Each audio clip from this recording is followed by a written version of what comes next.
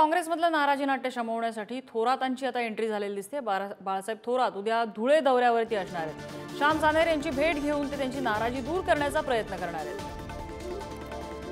भूषण चिंचोरे आमचे प्रतिनिधी आपल्याला अपडेट देत आहेत। भूषण, काँग्रेसमधलं नाराजीचं नाट्य काही संपत नाहीये, आता धुळ्यामध्ये दिसतंय। नक्कीच नम्रता, काँग्रेस पक्षाने धुळे लोकसभेसाठी मोठ्या प्रतीक्षेनंतर डॉक्टर शोभा बच्छाव यांची उमेदवारी जाहीर केली। मात्र त्यांची उमेदवारी जाहीर झाल्यानंतर धुळे लोकसभा मतदारसंघामध्ये काँग्रेस कार्यकर्त्यांनी मोठी नाराजी व्यक्त केली आहे। काँग्रेसचे धुळ्याचे जिल्हाध्यक्ष श्याम सनेर यांनी आपल्या जिल्हाध्यक्ष पदाचा देखील राजीनामा दिला आहे। त्यामुळे हे नाराजी नाट्य शमवण्यासाठी आता बाळासाहेब थोरात धुळे दौऱ्यावर येणार आहेत। आज शोभा बच्छाव यांची उमेदवारी जाहीर झाल्यानंतर काँग्रेसचे कार्यकर्ते मोठ्या संख्येने श्याम सनेर यांच्या निवासस्थानी जमले होते। त्यावेळी काँग्रेस कार्यकर्त्यांनी संतप्त भावना व्यक्त केल्या। बाहेरचा उमेदवार आम्हाला चालणार नाही अशी भूमिका या कार्यकर्त्यांनी घेतली आहे।